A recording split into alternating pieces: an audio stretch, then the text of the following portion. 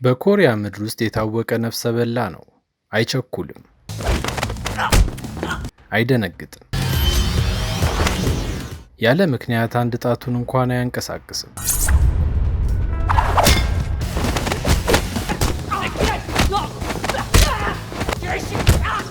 ስሙ ሲነሳ ሁሉም መሳሪያቸውን ጥለው የሚሸሹት ይህ ሰው ዩጋንግ ይባላል።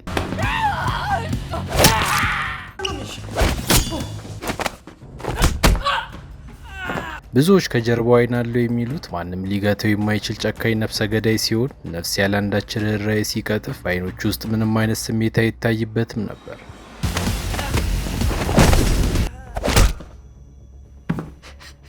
ሆኖም ይህ በደም የተጨማለቀ የጨለማ ህይወቱ በአንድ ሰው ምክንያት ተቀየረ። የህይወቱ ብርሃን የልቡ ንግስት የሆነችው ሃይሶ የተባለች ሴት ከተዋወቀ ጀምሮ ሙሉ በሙሉ ሌላ ሰው ሆነ። እንደ በረዶ የቀዘቀዘው ልቡ ያን የደም መንገድ ትቶ ከእሷ ጋር የሰላምና የፍቅር ህይወት ለመኖር መረጠ። እጣ ፋንታ ግን እነዚህን ጥንዶች በሰላም ልተዋቸው አልፈቀደችም። አንድ ቀን ጠዋት ላይ ዩጋንግ የሞቀ ቡናውን በእጁ ይዞ እግሮቹን ሶፋው ላይ ዘርግቶ በሚያስቀና እርጋታ አንድ ክላሲክ መጽሐፍ እያነበበ ነበር። ከቆይታ በኋላ ሚስቱ ያንስ ወደ እሱ ቀረብ እንዳለች ደስ የማይል ሽታ ወዳት። ሽታው የባሩድ ስለመሰላት ወዲያውኑ ልቧ በስጋት መታ። ባሏ ወደ ቀድሞ ማንነቱ ተመልሶ የተኩስ ልውውጥ ውስጥ ገብቶ እንደነበር ጠረጠረች። እሱም ለማስረዳት ቃላት ከማውጣቱ በፊት ግን አስቆመችው። ቃሉን እንደሚጠብቅና ህይወታቸውን አደጋ ውስጥ እንደማይከት እንደምትተማመንበት ገለጸችለት። ከመውጣቷ በፊት ግን አንድ አሳይመንት ሰጠችው። ከሰዓት በኋላ ከአንዲት ጓደኛዋ ጋር ጄጁ ወደ ተባለ ደሴት ለ3 ሳምንት ልትጓዝ እንደሆነ ገለጸችለት። ይህ ብቻ አይደለም፣ እነሱ ወደዚች ደሴት ሲሄዱ የጓደኛዋን ልጅ መንከባከብና መጠበቅ ይኖርበታል። ከጉዟቸው እስኪመለሱ ልጅቷን አደራ ብለው ይህንን ውለታውን ስትመለስ ጣፋጭ በሆነ የፍቅር ምሽት እንደምትከፍለው ቃል ገባችለት። ዩጋንግ ምንም ምርጫ አልነበረው። እሺ ብሎ ራሱን ነቀነቀ። እሷም እቅዷ ስለተሳካ በደስታ ፈነደቀች። ከዚህ በኋላ ዩጋንግ ውድ ማርሴዲሱን እየነዳ ሚስቱንና ጓደኛዋን ወደ አየር ማረፊያ ወሰዳቸው። ሚስቱን ሸኝቶ እንደተመለሰ የጓደኛዋ ልጅ ጁንጂ ትምህርት የምትጨርስበት ሰዓት ስለደረሰ በዛውም ሊወስዳት ወደ ትምህርት ቤታቸው አመራ። መኪናውን በር ላይ እንዳቆም የድካም ስሜት ተሰማው። ከዛም እስክትመጣ ብሎ እዚያው ወንበሩ ላይ ጋደም እንዳለ እንቅልፍ ወሰደው። ምን ያህል ሰዓት እንዳለፈ ባያቅም ትንሿ ጁንጂ የመኪናውን መስታወት ስታንኳኳ ነቃ። ትክክለኛዋ ልጅ መሆኗን ካረጋገጠ በኋላ መኪናውን አስነስቶ ጁንጂንና ጓደኛዋን ይዞ ጉዞ ጀመረ። አንድ ቀይ መብራት እንዳለፉ ጁንጂ መጽሐፍ መግዛት እንደምትፈልግና ለጥቂት ቀናት ከጓደኛዋ ጋር እንደምታድር ነገረችው። ይህን ሲሰማ ልቡ በደስታ ዘለለ። እንግዳ በቤቱ እንዲያድር የማይፈልግ ሰው ስለነበር ቤት ውስጥ ለብቻው ሊያድር እንደሆነ ሲያቅ ትልቅ እፎይታ ሰጠው። ደስታውን ለመደበቅ እየሞከረ ራሷን እንድትጠብቅ በቂ ገንዘብ ሰጣት። እንዲሁም ችግር ከገጠማት እንድትደውልለት ስልክ ቁጥሩን ሰጥቷት ተለያዩ። ወደ ቤቱ ተመልሶ ገና ጋደም ሲል ግን ድንገት ስልኩ ጮኸ። የጁንጂ የድረሱልኝ የጭንቀት ጥሪ ነበር። የጓጓለት የሰላም ምሽት ባንዴ ፈረሰ። ዩጋንግ ምንም ምርጫ ስላልነበረው እንዳበደ ወደ ስፍራው በከፍተኛ ፍጥነት በረረ። ቦታው ላይ ሲደርስ ግን ሁሉም ነገር ውሸት እንደነበር ተገነዘበ። ልጆቹ በማርሴዲሱ ለመታየትና ጉራቸውን ለመንፋት ብቻ እንደጠሩት ተረዳ። ጁንጂ ከአንድ ወንድ ጋር ካፌ ውስጥ ተቀምጣ ሲያያት በሸቀ። መጨረሻቸውን ለማወቅም ስለጓጓ ከቅርብ ርቀት መከታተሉን ቀጠለ። ብዙም ሳይቆዩ ጥንድ ጥንድ ሆነው በሞተር ከአካባቢው ተሰወሩ። እሱም ነገሩ ደስ አላለውም። ወደ መኪናው እየተመለሰ በነበረበት ሰዓት አንዲት በስካር ራሷን ስታ የወደቀች ሴት መንገድ ላይ ተመለከተ። ወዲያውን የሚስቱ አደራ ትዝ አለው። ይህ የቀድሞ ነፍሰ ገዳይ ለማንኛውም ነገር ጥንቃቄ ስለማይለየው አስቀድሞ በድብቅ ጂፒኤስ ተክሎባት ነበር። ስማርት ስልኩን ከፍቶ ወዴት እየሄደች እንደሆነ መከታተል ጀመረ። እሱ እየተከታተላቸው በነበረበት ሰዓት ግን ጁንጂ ሳታስበው ራሷን ትልቅ ወጥመድ ውስጥ አገኘችው። ፊቷ በድንጋጤ ገርጥቶ አይኖቿ በፍርሃት እየተንቀጠቀጡ ሱኖን ከተባለች ጨካኝ ወረበላ ፊት ተንበርክካለች። ሙሉ ሰውነቷ ይንቀጠቀጣል። ሱኖን ግን በአስፈሪ ድምፅ በአንድ ሰዓት ውስጥ ከተዘጋጀላት ወንድ ጋር አልጋ ላይ ከወጣች 2 ሚሊዮን እንደምትሰጣት አስረዳቻት። በመቀጠልም ድንግል ካልሆነች ግን ክፍያው ወደ 800,000 ብር እንደሚወርድ እየተናገረች ልታሳምናት ሞከረች። ይህን አጸያፊ ተግባር ባለመቀበሏ ሱኖን በጥፊ ልታጮላት እጇን አነሳች። ልክ በዛች ቅጽበት ነበር ዩጋንግ ብቅ ያለው። ከመቀጽበት ማንም ያልጠበቀውን አስደንጋጭ እርምጃ ወሰደ።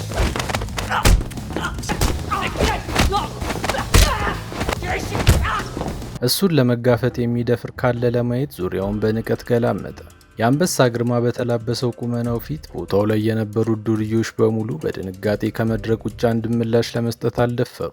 እነዚህ ጀማሪ ወንበዴዎች በፍርሃት እየተርበደበዱ ከፊቱ ሲጠፉ ዩጋንግ ወደ ዋናዋ ቀርቦ ምንም ሳያመነታ አፍንጫዋን ብሎ ደፋት። መጀመሪያ ላይ እነዚህ ተራ ዱርዬዎች ናቸው ብሎ ግርግሩን በዚያ በቃ መስሎት ነበር። ነገር ግን ቤቱ እንደደረሰ በአካባቢው 5 ሰዎችን አስክሬን ፖሊስ ማግኘቱ ዜናውን ከተማውን አጥለቀለቀው። ወዲያውኑ የነፍሰ ገዳይ ማንነቱ በውስጡ ነካ። ከዚህ ክስተት በስተጀርባ ያለው አካል በቀላሉ የሚገመት እንዳልሆነና ከሁሉም በላይ ደግሞ ትክክለኛው ኢላማቸው እሱ ራሱ መሆኑን ተረዳ። እንዳሰበውም አልቀረም። በማግስቱ ጠዋት ቁርስ እንኳን ሳይቀምስ ኢንስፔክተር ሊ የተባለ መርማሪ በሩ ላይ ተገኘ። ትናንትና ማታ ወንጀል የተፈጠረበት ቦታ ላይ መኪናዋ እንደነበረች መረጃ ስለነበረው ያለምንም ማቅማማት በ5ቱ ሰዎች ግድያ ውስጥ እጁ እንዳለበት በእርግጠኝነት ገለጸ። ይህ ብቻም አይደለም፣ በእጁ የደህንነት ካሜራ የቀረጸው ማስረጃ እንዳለውም አረጋገጠለት። ዩጋንግ ግን በገዳይነት የብዙ ዓመት ልምድ ስለነበረው ሕጉን ጠንቅቆ ያውቃል። ምንም ጭንቀት ሳይታይበት ግልጽና ተጨባጭ ማስረጃ እስካላቀረበ ድረስ አንዲትም ቃል እንደማይተነፍስ አሳወቀ። ኢንስፔክተር ሊም እንደማያዋጣው ስለሚያውቅ ተጨማሪ መረጃ ለመፈለግ ወስኖ ከቤቱ ወጣ። መርማሪው እንደሄደ ጁንጂ በድንጋጤና በፍርሃት የምትይዝ የምትጨብጠውን አታ እየተብሰለሰለች ነበር። ብዙም ሳይቆይ ትናንት ማታ አግቷት በዩጋንግ የተደበደበችው ሱኖን ደወለች። ዜናውን አይታ እንደሆነ ጠየቀቻት። ሱኖን ፊቷን ስላቆሰላት ደሟ ፈልቷል። ለድርጊቱም በቅርቡ የሚገባውን እንደሚያገኝ ከዛተች በኋላ ጁንጂ አሁን ወደ እነሱ ተመልሳ እንድትመጣ አዘዘቻት። ይህን ካላደረገች ግን የዩጋንግ የጣት አሻራ በግልጽ ያረፈበትን ቢላዋ ለፖሊስ እንደምትሰጥ ማስፈራራት ጀመረች። የጣት አሻራው ፖሊስ እጅ ከገባ ዩጋንግ ያለምንም ቅድመ ሁኔታ በ5ቱ ሰዎች ግድያ ወንጀል ተጠያቂ እንደሚያደርገው ነገረቻት። እሱም በሌላኛው መስመር የምትላትን ሁሉ እያዳመጠ ነበር። ጉዳዩን ዝም ተብሎ የሚታለፍ እንዳልሆነ ወዲያውኑ ተገነዘበ። ለጥቂት ሰከንዶች ነገሮችን ካሰላሰለ በኋላ የመጀመሪያውን እርምጃ ወሰደ። ጠላቶቹ ልጅቷን ድጋሚ ለመጥለፍ ከሞከሩ በቀላሉ እንዲያገኛት በማሰብ ጂፒኤስ የተገጠመለት ብራስሌት ሰጣት። ከዛም ማደኑን ጀመረ። የሱኖን መደበቂያ ቦታ ለማግኘት ብዙ ጊዜ አልወሰደበትም። ወደ ህንፃው በፍጹም እርጋታ ሲገባ ጠባቂዎቹ አይናቸውን ማመን አልቻሉ።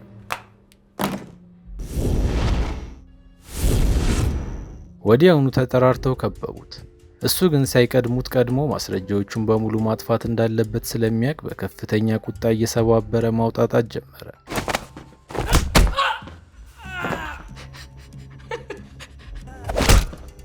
ጓደኛው ከፊት ለፊቱ እንደ እንስሳ ሲበለት የተመለከተው ባልደረባ ታዲያ ላብ እስኪጠምቀው ድረስ ተርበተበተ።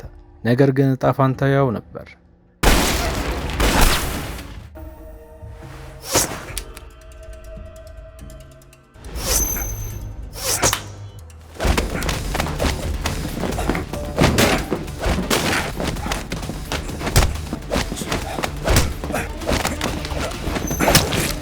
በዚህ መልኩ ውስጥ ድረስ ገብቶ አሰሳት። ሱኖንን ግን አላገኛትም። በመጨረሻ ተስፋ ቆርጦ ወደ ቤቱ ሲመለስ የቤቱ የደህንነት ካሜሮች በሙሉ ወድመው ነበር ያገኛቸው። ያ ሰፊ ቤቱ አሁን ባዶ ሆኗል። ጁንጂም ቦታው ላይ አልነበረችም። አሁን ነገሮች እየከረሩ መጥተዋል። እሱም እስከ መጨረሻው ለመሄድ ዝግጁ ነበር። ወዲያውኑ የድሮ ማንነቱን ተላብሶ ልዩ መሳሪያዎቹን እስከ አፍንጫው ታጥቆ የጂፒኤስ ሞገዱን እየተከተለ በዛ ምሽት በረረ። ጂፒኤሱ የሚጠቁመው ቦታ ላይ እንደደረሰ አጠራጣሪዋን መኪና አገኛት። የሞተሩ ሙቀት ገና ለመብረዱን ሲረዳ በሰደፉ የመኪናውን መስታወት አርግፎ ውስጡ የሰጣትን ብራስሌት ታገኘው። አጠገቡ የሚገኘው ህንፃ ላይ እንደሆኑ እርግጠኛ ነበር። እንዳሰበውም የሚፈልጋት ወንበዴ አንድ ክፍል ውስጥ ነበረች። በመጨረሻ እጁ ስትገባ አፍጥጦ የምታውቀውን ሁሉ በዝርዝር እንድታወራ ያስጨንቃት ጀመር። እሷም በፍርሃት ርዳ አንድም ሳታስቀር ስለ ቡድናቸው ህፃናት እንዴት እንደሚያታልሉና ከጀርባው ስላለው ትልቅ ኔትወርክ ሁሉንም ሚስጥር መጥፋት ጀመረች። ነገር ግን ስለ ጁንጂ አድራሻ ስትጠየቅ ልታድበሰብሰው ሞከረች። ዩጋንግን በእርጋታ ወደ ውስጥ ይዟት ገብቶ እጁን በቀስታ ጭኗ ላይ ሲያሳርፍ ሊተነኩሳት መስሏት ነበር። ሆኖም በቅጽበት ቢላዋ ቆዳዋን ሰንጥቆ ሲገባ በጩኸት አቀለጠችው። ይህ ቢላዋ ትንሽ ወደ ውስጥ ከገባ ዋና የደም ስሯን እንደሚበጥስና በ3 ሰከንድ ውስጥ እንደምትሞት በመንገር አስጠነቀቃት። እሷን በከፍተኛ ስቃይና ሽብር ውስጥ ሆና ጁንጂ የት እንደታሰረች ነገረችው። ዩጋንግ መረጃውን እንዳገኘ ደም ፈሷት እንዳትሞት ለኢንስፔክተር ሊ ደወለለት። ኢንስፔክተር ሊም ወዲያውኑ ቦታው ላይ ደርሶ የሱኖን ደም በጊዜው ማቆም ቻለ።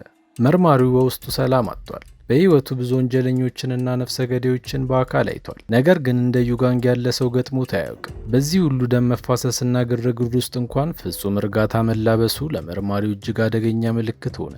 ይህንን ጥርጣሬውን ለመፍታት ወደ ዩጋንግ የኋላ ታሪክ በጥልቀት ለመግባት ወሰነ። ይሁን እንጂ መዝገቦችንና የሕይወት ታሪኩ መፈተሽ ሲጀምር ግራ የሚያጋባ ክፍተቶችን ተመለከተ። የዩጋንግ የኋላ ታሪክ የተሟላ አልነበረም።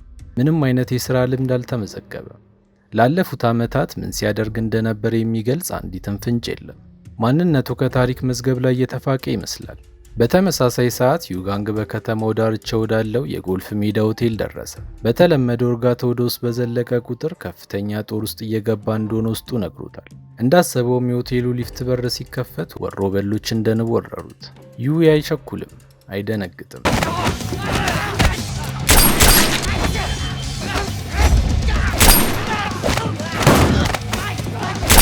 አንድ ከተኮሰ አንድ ሰው ይወድቃል።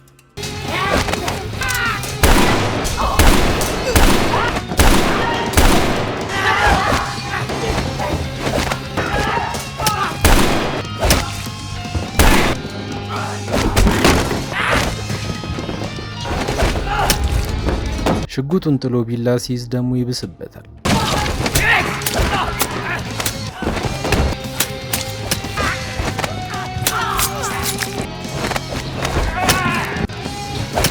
ህንፃ ውስጥ የነበሩት ወሮበሎች ይህንን ሁሉ ሰው ከጨፈጨፈ በኋላ ምንም አይነት ድካም እንደማይታይበት ሲመለከቱ የነበራቸው አማራጭ መፈርጠጥ ብቻ ሆነ። ነገር ግን የትም አልደረሱ። ሽንታቸው እስኪያመልጣቸው ድረስ እያስፈራራ ጁንጂ የምትገኝበትን እንዲናገር አንደኛውን ማፋጠጥ ጀመረ።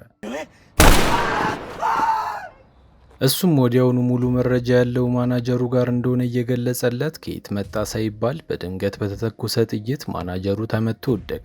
ዩጋንግ ዙሪያውን ቃኘ። አየሩ በሞት ሽታ ታውዷል። ሁኔታው ከቁጥጥር ውጭ እየሆነ እንደሆነ ሲገባው ሌላ ምንም አማራጭ ስላልነበረው በቀረችው የመጨረሻ ጥይቱ ፊት ለፊት ያለውን ለዘላለም ሸኘ። በዛው ቅጽበት ታዲያ ያልጠበቀው እንግዳ ከፊት ለፊቱ ቆመ። ዩሪ ይባላል። የሩሲያ ልዩ ኃይል የነበረ፣ ከዛ ግን አገሩን ከድቶ አደገኛ ደም የጠማው ገዳይ ሆኗል። በተመሳሳይ ሰዓት ከዚህ አጸያፊ የህፃናት የኮንትሮባንድ ወንጀል ጀርባ በድብቅ የሚንቀሳቀሱት ባለስልጣናት አንድ እጅግ ከባድ ስህተት እንደሰሩ ተገነዘቡ። ያሰማሯቸው ወንበሌዎች በሙሉ ልክ እንደ ቅጠል ሲረግፉ ዩጋንግ እቅዳቸውን እንዲህ በ3 ቀን ውስጥ ሲያተራምሰው የሰው ተራ ዜጋ ለመሆኑን ወዲያው ነበር የገባቸው። ስለዚህም በአስቸኳይ ለአንዴና ለመጨረሻ ጊዜ ማጥፋት እንዳለባቸው ወስነው ነው ዩሪን የላኩበት።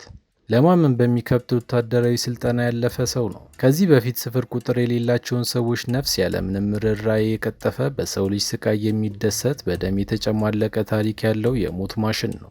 ከዚህ ቀደም ለጥቂት ደቂቃዎች የሞት ሽረት ትግል አድርገው ስለነበረ አሁን ዳግመኛ ሲገናኙ ድባቡ ተቀየረ። ባልተጠበቀ ሁኔታ ግን ዩሪ ወዲያውኑ የጁንጂን ትክክለኛ መገኛ አሳወቀው። ነገ ጠዋት ልክ በ2 ሰዓት ከዶንግሪንግ ጣቢያ ወደ ሌላ ሀገር ትወሰዳለች። እሷን ማዳን ከፈለገ መፍጠን እንዳለበት እየገለጸ በእርጋታ መጠጋት ጀመረ። ዩጋንግ ሰዓት እንደሌለው ሲያቅ ፍልሚያውን ትቶ ወደ ቦታው ለመድረስ ሮጠ። ዩሪ ግን እንዲህ በከሽ ሊፋታው አልፈለገም።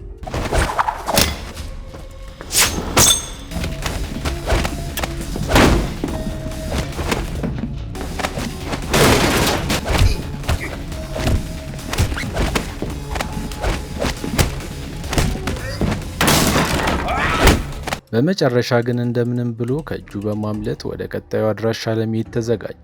በዛች ቅጽበት መርማሪ ልጅ ከፍንጅ ያዘው። ካቴናውን ሊያወጣ ሲሞክር ግን በብርሃን ፍጥነት ሽጉጡን ተቀብሎት መኪና ውስጥ ከቶ ወደ አድራሻው በረረ። ወደ ዶንግሪንግ ጣቢያ ሲደርስ አንድም ሳያመነታ ነበር ፊት ለፊቱ ያገኘውን መኪና ገጭቶ የገለበጠው። ውስጡም ገብቶ ማንነታቸውን እስኪረሱ ድረስ ወረደባቸው።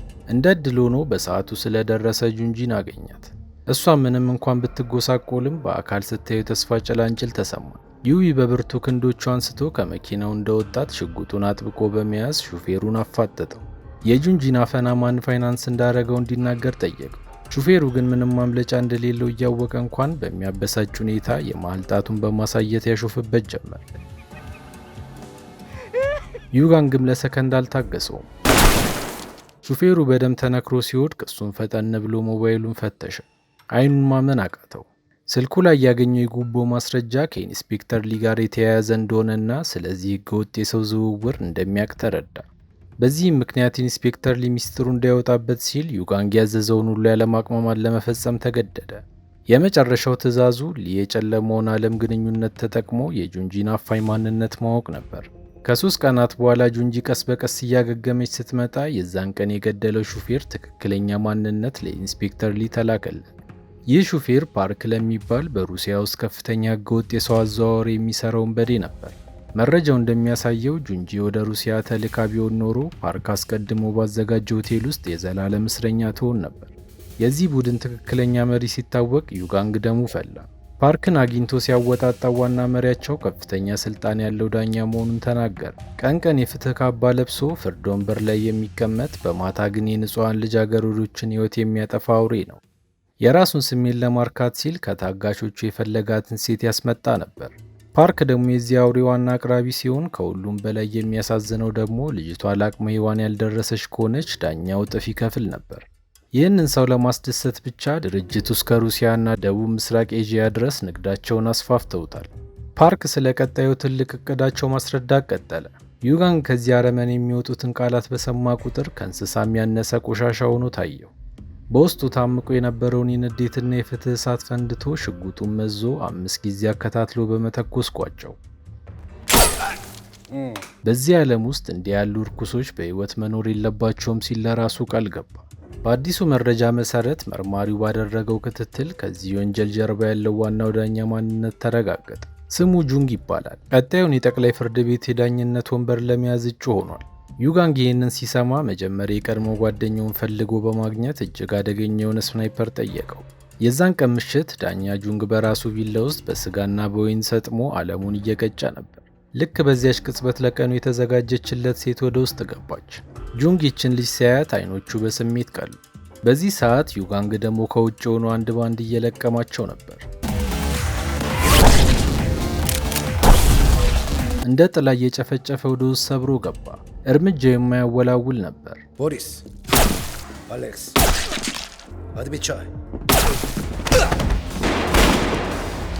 ምንም እንኳን ቦታው ቁጥር ስፍር በሌላቸው ጥበቃዎች የታጠረ ቢሆንም የእሱን አቅም የሚፈትን አንድ እንኳን አልነበረም። በቀጥታ ወደ ጁንግ ክፍል ዘቡ ብሎ ገባ። ዩጋንግን ፊት ለፊት ሲያዩ አድናቆት ተሞላ። ምንም ፍርሃት አይነበብበትም። እንደውም አጠገቡ የተቀመጠችውን ታዳጊ መነካካት ጀመረ። የልጅቷ አይኖች በፍርሃትና በተስፋ መቁረጥ ሲርገበገቡ፣ ጁንግ ግን በዩጋንግ መገኘት ስሜቱ ስለተረበሸ ጋርዶቹን ጠርቶ አስወጡልኝ አላቸው።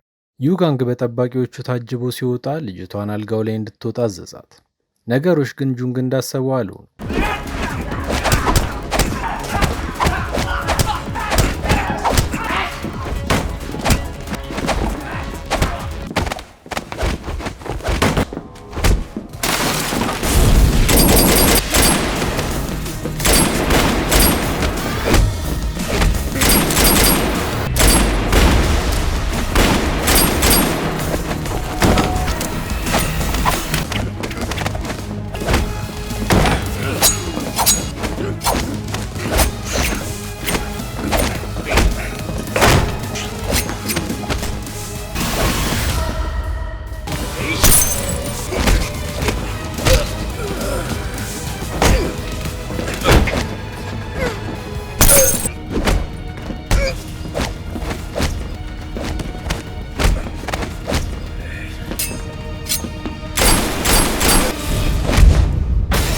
በድጋሚ ወደ ክፍሉ ሲመለስ ጁንግ በድንጋጤ ደረቀ።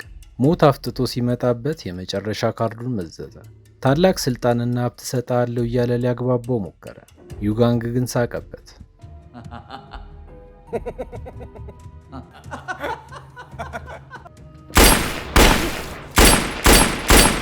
በዚች ምሽት ዩቢ በጭራሽ ይሆናል ብሎ ያላሰበው ሚስጥር አውቆ ነበር። ከሚስቱ ጋር የተጓዘችው ሴት ቀላል ሰው አልነበረችም። የጁንጂ የእንጀራ እናት ስትሆን ሚስቱን ይዛ ወደዛ ደሴት የሄደችው ከነፍሰ በላው ዳኛ ጋር ተመሳጥራ እሷ በሌለችበት ጁንጂን አግተው ለሱ እንዲሰጧት ነበር። ያልገባት ነገር ግን ጁንጂን ጥላት የሄደችው ከአደገኛ ሰው ጋር እንደነበረ ነው። አሁን ታዲያ ከዩጋንግ ሚስት ጋር በደሴቱ ላይ ዓለሟን እየቀጨች ዳኛውን ጨምሮ ግብረ አበሮቿ በጠቅላላ እንደሞቱ ተረዳች። ወዲያውኑ ለማምለጥ ሮጣ መኪናዋ ውስጥ ገባች። ሞተሩን ገና ማስነሳት ሳትጀምር ግን ዩጋንግ ከኋላ ወንበር ተስተካክሎ ጠብቋት አሰናበታት። 어른이 될 때까지 내가 돌볼. 사내 새끼들은 다 똑같아. እነዚህን አረመኔዎች የሚገባቸውን ከሰጣቸው በኋላ ሚስቱ ባህሩን እየተመለከተች አገኛት። ቃል የገባውልሽን ፈጽሜያለሁ አላት። እሷም ጁንጂ መትረፏን ስታቅ በጣም ደስ አላት። ገና ከመጀመሪያው የጓደኛዋን ማንነትና ተንኮል ተረድተው ነበር። ሆኖም ባሏ ምን ያህል አደገኛ እንደነበር ስለምታቅ በልበ ሙሉነት ኃላፊነቱን ሰጠችው። እስከ መጨረሻው ስለተከታተላችሁኝ አመሰግናለሁ። ምንም አይነት ሀሳብና አስተያየት ካሉት ኮሜንት ላይ ለማስቀመጥ ወደ ኋላ ይበሉ። ቪዲዮውን ላይክ እና ሰብስክራይብ በማድረግ ያበረታቱን። አመሰግናለሁ።